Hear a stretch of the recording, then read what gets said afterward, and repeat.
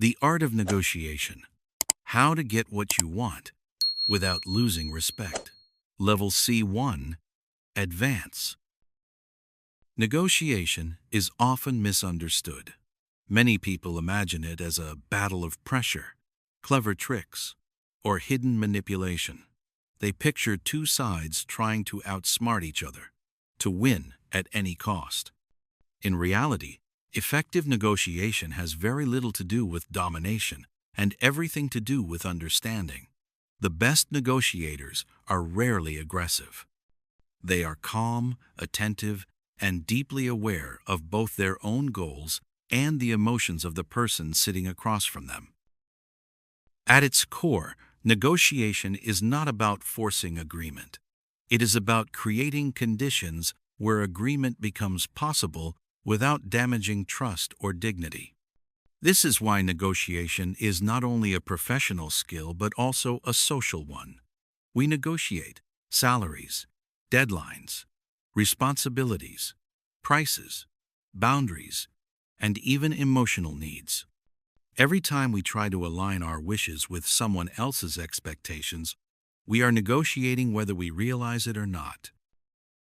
One of the biggest mistakes people make is believing that respect and results are opposites. They assume that if they push harder, they will get more, and if they stay polite, they will lose. In reality, respect is not a weakness. It is leverage. When people feel respected, they become more open, more flexible, and more willing to search for solutions.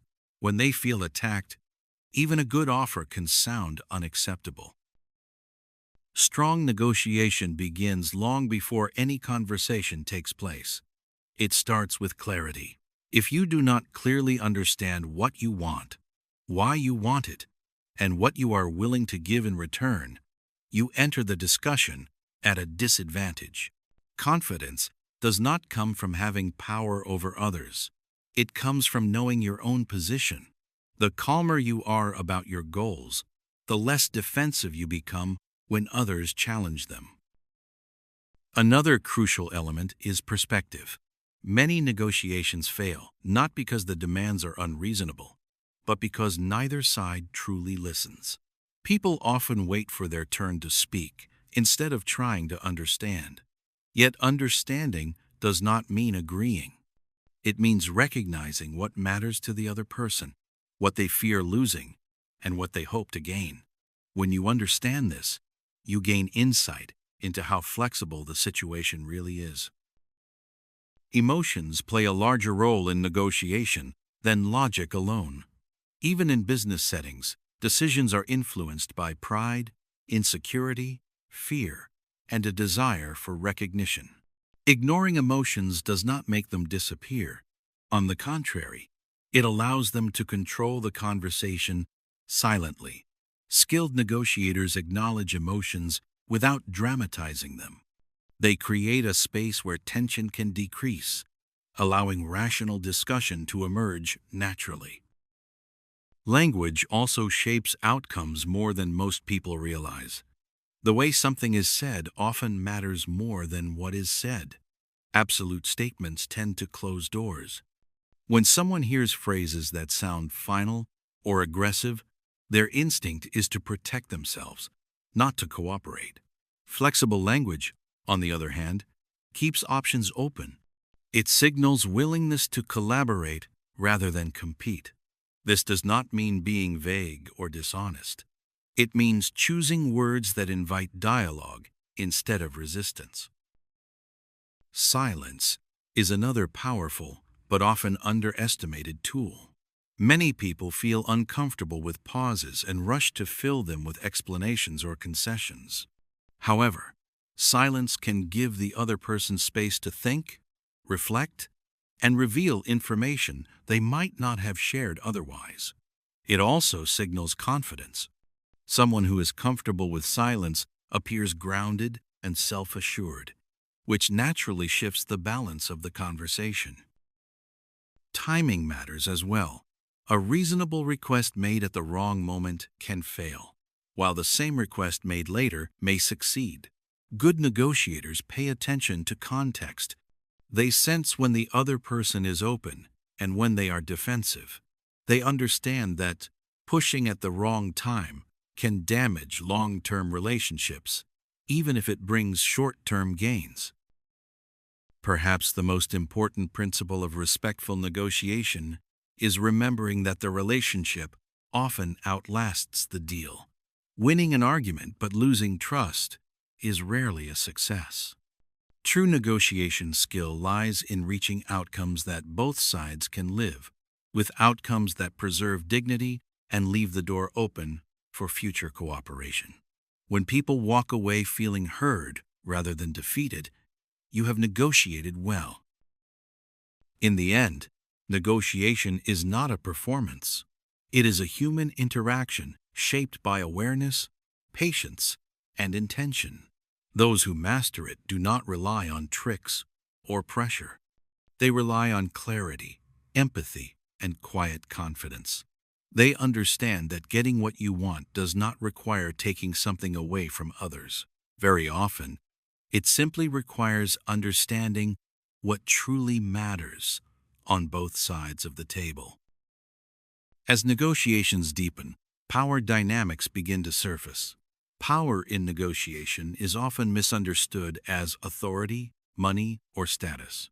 While these factors matter, true power is more subtle. It comes from alternatives, emotional control, and the ability to walk away without resentment. When someone senses that you are desperate for agreement, your position weakens. When they sense that you are calm and flexible, yet not dependent on the outcome, your position strengthens naturally.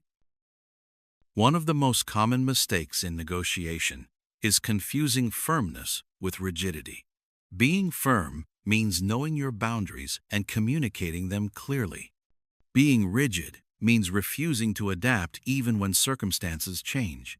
Rigid negotiators often believe they are protecting their interests, but in reality, they are limiting their options. Flexibility, when guided by clear priorities, does not weaken your position. It allows you to explore creative solutions that were invisible at the start of the conversation.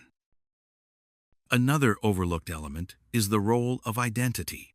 People do not negotiate only as professionals or decision makers.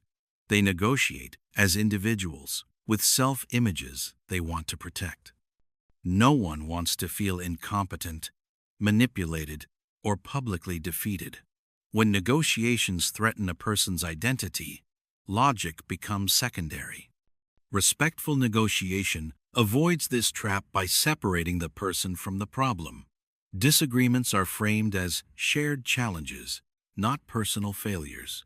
This simple shift can transform resistance into cooperation. Trust is often treated as something that must exist before negotiation can succeed. In reality, trust is frequently built during the negotiation itself. Small signals of honesty, consistency, and fairness accumulate over time. When people see that you keep your word, that your actions match your language, and that you acknowledge their concerns, trust grows quietly. This trust does not require friendship, it requires reliability. Compromise is another concept that deserves clarification. Many people see compromise as loss. They imagine that if both sides give something up, both sides lose. In effective negotiation, compromise is not about splitting the difference blindly. It is about trading what matters less to you for what matters more. When both sides feel they have gained something meaningful, compromise becomes a strategy, not a sacrifice. Emotional reactions, especially frustration and anger, can quickly derail negotiations. When emotions rise, people tend to narrow their thinking and defend positions instead of exploring solutions. Skilled negotiators do not suppress emotion, but they regulate it. They slow the conversation down. They acknowledge tension without feeding it. This emotional self-control is often what separates experienced negotiators from inexperienced ones. Listening remains one of the most powerful tools throughout the entire process. True listening is active. It involves noticing not only words, but tone, hesitation, and what is left unsaid. Often, the most important information appears indirectly. A passing comment, a change in posture, or a repeated concern can reveal what truly drives the other side. When you listen at this level, you gain insight that no technique can replace. It is also important to recognize when negotiation should end. Not every disagreement can be resolved, and not every deal is worth making. Walking away does not mean failure. Sometimes it is the most respectful choice for both sides.